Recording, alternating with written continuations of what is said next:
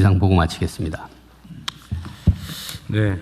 그리고 이건 약간 벗어난 얘기긴 한데 지금 우리가 뭔가 부정행위를 통해서 돈을 벌거나 아니면 사회적인 해악을 심각하게 끼치는데 그거를 시정하는 과정에서 정부 수입이 생기잖아요. 뭐 과징금이든 벌금이든 몰수금이든.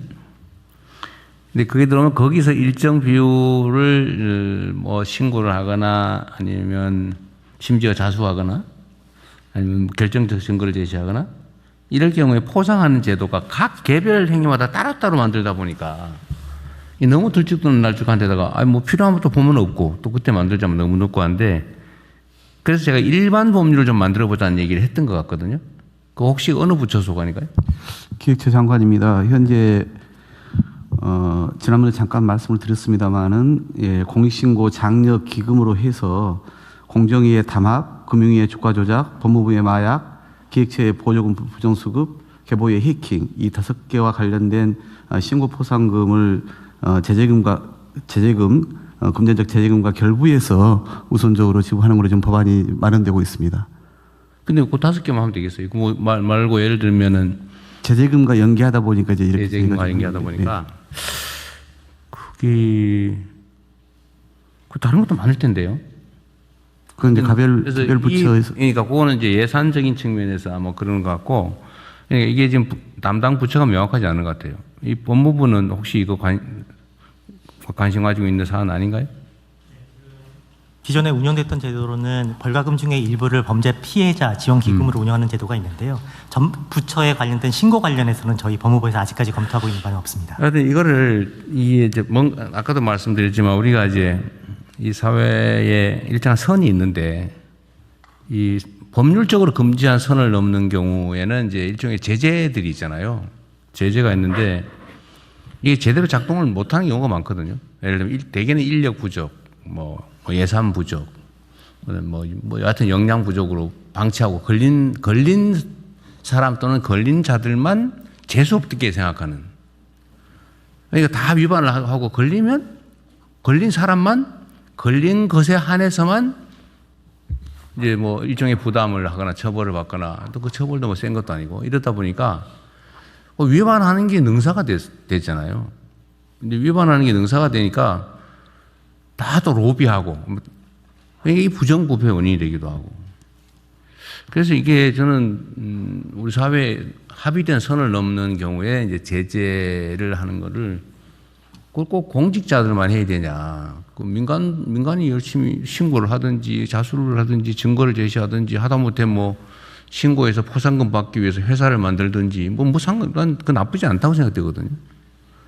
그래서 우리가 합의한 질서를 지켜야 이 사회가 정상화되는데 이게 뭐 뒤지기만 하면 그냥 여기저기 막 온갖 문제들이 터지고 그것도 막 수십 년간 방치되고 그것도 뭐 얘기 들어보면 뭐 인력이 없어서 뭐 예산이 없어서 정신이 없어서 뭐 이렇게 넘어가지 않습니까? 그러니까 사회가 불신 사회가 돼요. 뭐 다 위반하는데 뭐 내가 뭐 잘 지키면 나만 손해지 뭐. 근데 이걸 근본적으로 해결하려면 근데 인력을 다 늘려가지고 할 수는 없고. 그래서 결국 이제 민간 신고나 이런 거 장려해서 뭐 실제로는 발견하기도 쉽잖아요. 공무원들이야 뭐 저 높은 자리에 앉아서 잘 보이겠어요. 그런데 현장에 있는 사람들은 다 알죠. 예를 들면 큰 조직에 뭐 담합을 하든지 뭐 나쁜 짓 하면 신고하면 포상금을 뭐 상당액을 주어서 평생 팔자를 고칠 만큼 받을 수 있다. 뭐 해외에서는 많이 하잖아요. 그러면 아예 억제 효과, 일반 예방 효과도 크고. 그래서 이거를 문제될 때마다 그 사안에 대해서만 얘기할 게 아니고 그냥 일반 법률을 하나 만들고 개별적인 법률은 또 필요하면 특별법 형식으로 작동하면 되니까 일반 규정을 하나 만들어 놓는 게 어떨까. 하여튼 뭔가 불법 또는 범법 뭐 이런 걸 신고를 해서 그 때문에 정부가 세입이 생기면 그 중에서 뭐 30%까지 뭐 심사를 통해서 지급할 수 있다. 뭐 아예 그렇게 해놓으면 아무거나 다 심사를 통해 할 수 있게 이런 거 한번 해보면 어떨까? 저번에 생각만 하고 말은 안 했는지 모르겠는데 제가 얘기했던 것 같은데. 네, 대통령 국민권익위원장. 네. 현재로서는 그 일반법에 해당하는 것이 공익신고자 보호법에 해당할 것 같아 보입니다. 네, 네, 비슷하겠네요. 예, 공정위원회라든지 뭐 이런 그 어느 부처에서 보상금을 지급했는데 그럼에도 불구하고 저희 공익신고자 보호법에 따라서 추가로 보상금을 지급할 수 있는 그런 여지가 있습니다. 그러니까 그래요? 그러면 이렇게 하시죠. 공정거래위원회에서 지급한 액수보다 저희 국민권익위원회에서 지급한 액수가 더 많아집니다. 그래서 네. 신청이 들어오면 저희가 이제 지급을 하게 되는데 아직 그런 연구를 좀 해가지고요. 그 혼자 하시라는 뜻은 전혀 아니고 필요하면 용역을 주든지 뭘 해가지고 그럼 국민권익위가 주관을 해가지고 예. 포괄적 그물을 하나 만드는 거죠. 응? 그래서 제도를 하나 설계를 해보십시오. 예. 예. 국민권익위가 하는 걸로 하고 국무조정실은 국민권익위가 잘하는지 좀 챙겨가지고 예. 가능하면 좀 속도를 내주세요. 예, 정리해서 보고 드리도록 일반적인 규정을 하나 만들어서 예. 예, 처리를 했으면 싶습니다. 네, 그 다음에 복지부. 복지부 민생복지관 보고 드리겠습니다. 먼저 취약계층 보호 및 민생안정 지원 관련입니다. 최근 10주간 생계 지원 상담이나 긴급복지 신청 건수는 증가하는 동향은 없지만 복지 위기 가구를 세심하게 발굴하고 지원 중입니다. 볼표 보시면 전쟁 발발 이후 5월 2주까지 복지 위기 가구 10만 명을 조사해서 4만 8천 명을 지원하였고 고독사 위기 가구 14,000명을 조사해서 7,000명을 지원하였습니다. 이번 주부터는 그냥 드림을 본사업으로 전환해서 참여 사업소가 2배 이상 확대되고 고유가 피해 지원금 2차 지원도 시작돼서 생활 지원을 강화하고 있습니다. 일자리 관련해서는 호황 서산을 고용위기 선제 대응 지역으로 지정 연장하였고 지속 모니터링하고 있습니다. 국민 일상과 밀접한 의약품, 의료제품 수급 관리에도 총력을 기울이고 있고 최근 추세는 안정적으로 전환됐다는 평가입니다. 산업부와 협력하여 의료제품 제조업체에 5월에도 평시 수준의 원료를 공급 중이며 기조치한 품목 외에도 소변백 등 관련 협회에서 제기한 품목에 대해서도 추가로 원료를 우선 공급 중입니다.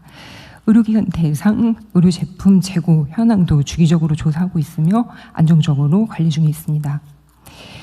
필수 의료 지원을 위해서 주사기 한 라인 공급 대상을 혈액투석 대상 의원에서 전체 의원으로 확대 가동 중이며 5월 17일 기준 97만 개를 공급하였고 50만 개를 신청받아 배송 완료했습니다. 집에 계시는 희귀질환 분들이 의료 소모품을 쉽게 확보하실 수 있도록 비대면 직배송 체계를 운영하였고 대상 품목을 15종에서 56종으로 확대했습니다. 이상 보고를 마치겠습니다. 네. 복지부는 지금 어쨌든 전 세계적으로 좀 상황이 어려우니까 혹시라도 무슨 어디에 방치돼 가지고 혼자 사망을 했는데 무슨 일주일 넘게 넘은 다음에 발견됐다 이런 소리 안 나오게 해야 됩니다. 알겠습니다. 결국 이게 거의 대부분 지방정부 업무이긴 한데 하여튼 각 지방정부가 이거 어떻게 좀 대비하고 있는지도 잘 챙겨보시고요. 되게 사실 신경 써서 보면 대충 알 수 있어요. 위험한 영역을. 그거 잘 체크해서 어쨌든 혹여라도 그런 무슨 먹을 게 없어서 죽었다든지 쉽지는 않지만 무슨 빚독촉 당해가지고 무슨 집단적으로 뭘 했다든지 그런 소리 안 나오게 최대한 좀 챙겨보세요. 그것도 사실 통계를 내보면 이렇게 알 수 있거든요. 신경을 쓴 경우하고 신경을 안 쓴 경우의 차이가 있어요. 잘 좀 챙겨봐 주시기 바랍니다. 네.